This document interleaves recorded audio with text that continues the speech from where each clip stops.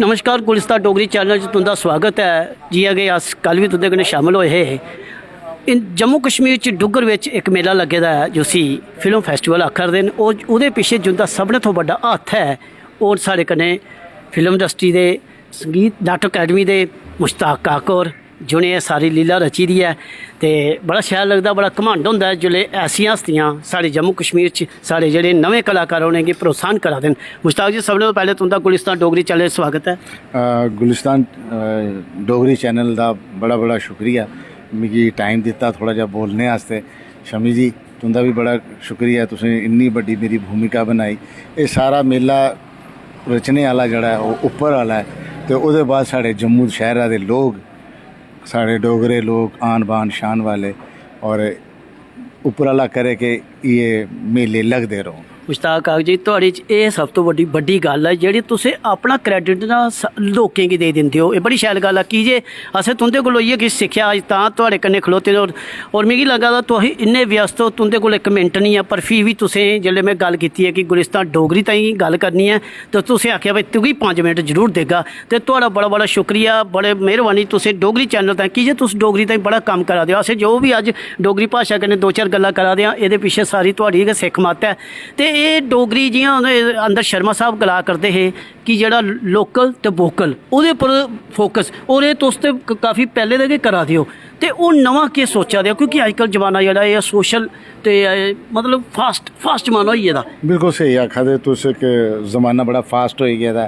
पहले बड़ी फिल्म बनती, फिर शॉर्ट फिल्म बननी शुरू हुई, मोबाइल आए तो फिर मोबाइल फिल्म्स बननी शुरू हुई और अच्छी फिल्मां बनियां। तो फिल्म च भी नवे नवे एक्सपेरीमेंट होआ दे, नवियां चीज़ां दा सामने आ दियां। तो साढ़े जम्मू शहर आस्ते बड़ी बड्डी दी गल है कि अस इसले सैकंड फेस वुमेद दा जड़ा फिल्म फैस्टिवल है, जम्मू फिल्म फैस्टिवल वो दिखाने। इहदे च 12 फिल्मां आई दियां ने।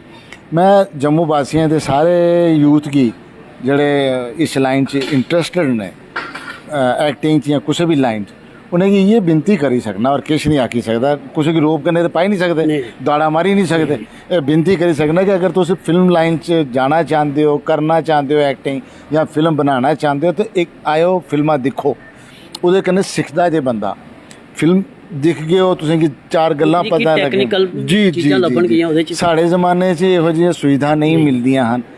असें किताबां लैने आस्ते भी ड्रामे दियां दिल्ली जाना पौंदा। पर मुश्ताक जी तुहाड़ी गल के भी अग्गे बधा, साढ़े मतलब साढ़ा जमाना ना उकड़ा ते ना उकड़ा है, बिच आह्ला जमाना जेल्लै तुस साढ़े आस्ते मोबाइल भी तुस हे, सोशल मीडिया भी तुस हे, फेसबुक भी तुस हे, ते किताबां भी तुस हियां साड़ियां, ते थिएटर भी तुस हे। असें जो किश सिक्खेआ तुंदे लोकें दे माध्यम कन्नै सिक्खेआ। अज्ज जो किश है ओहदे पिच्छे तुंदा हत्थ है।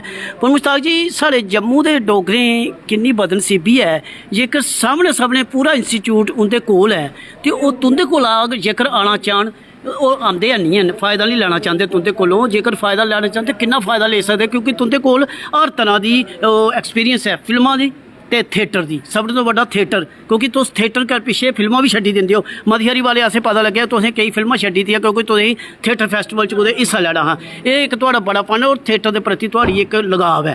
तो जेह्ड़े अगर नवे बच्चे जेह्ड़ी नवी जनरेशन है वो अगर किश सिक्खना चाहन तो तुंदे तक पुज्जने आस्ते उ'नें केह् करना पौ? देखो जी मेरे ताईं केह् पुज्जना है, बड़े लोग कम्म करा दे ने, ते बच्चे कम्म करा दे ते ठीक ने, बस अच्छा करन सिक्खन।